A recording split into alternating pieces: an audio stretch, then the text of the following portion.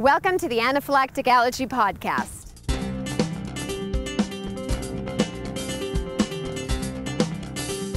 Hi, I'm Kendall Hollinger, and we're here with Jo Frost, originally from Super Nanny. Hi, Kendall. Hi, and I would like to say thank you for coming up and speaking about food allergies, and especially about anaphylaxis, because it's very serious, and you definitely stepped up and brought it to the eye of the public. From a teen perspective, I was wondering if there was any advice that you could give for maybe teens growing up with food allergies.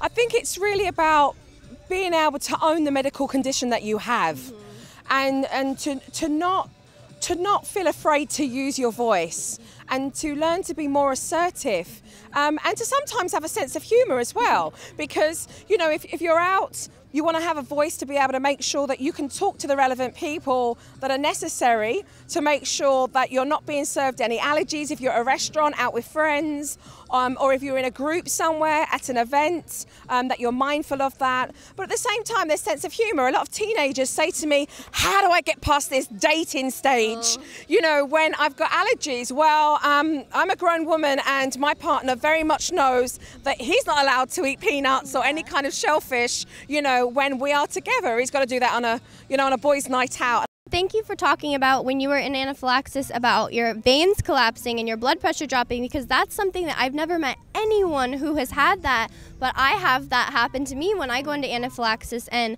it's also really hard for the paramedics to start an IV because they can't find a vein because your blood pressure drops. And I think it's important, like you said, to have a support system, because if you don't, your blood pressure could drop and then no one would be around you to help you inject. And so that's very important. It is. And it's also recognising what your own signs and symptoms are. I mean, let's face it, all of us that have life-threatening allergies will have those signs and symptoms. And I think the most important thing to do is to understand this. When you have a life-threatening allergy and you go into anaphylactic shock, you have to have an action plan.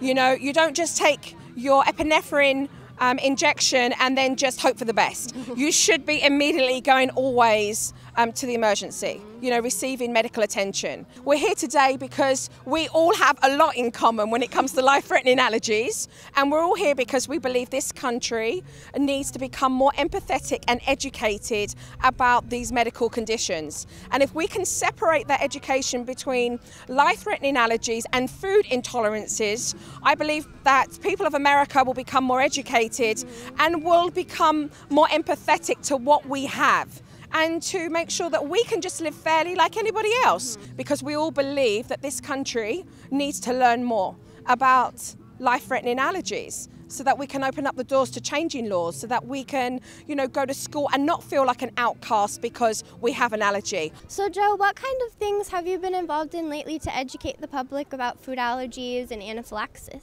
I have partnered together with Mylan Specialty on their 25th anniversary of Epi-pen, in being able to be very vocal in the media about the allergies. And on my Twitter account, on Jo_Frost, I answer questions to teenagers, to nannies, to teachers, to parents, who live with allergies and are raising families with allergies as well. The reality is that it can be frustrating, because you want the rest of the world to get it, to understand. But let's be real, I'm a realist. We're in a country where not everyone knows that word quite clearly, and they need to. So all of us can be champion for that word and be able to spread and educate the next person, whether you're looking after children, whether you're serving in a restaurant, whether you're in retail, whatever your profession is.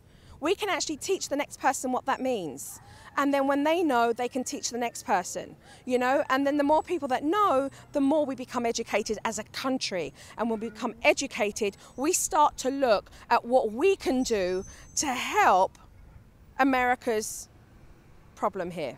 Because America does have a problem, in being empathetic and understanding what life-threatening allergies are, and how they affect people like you and I.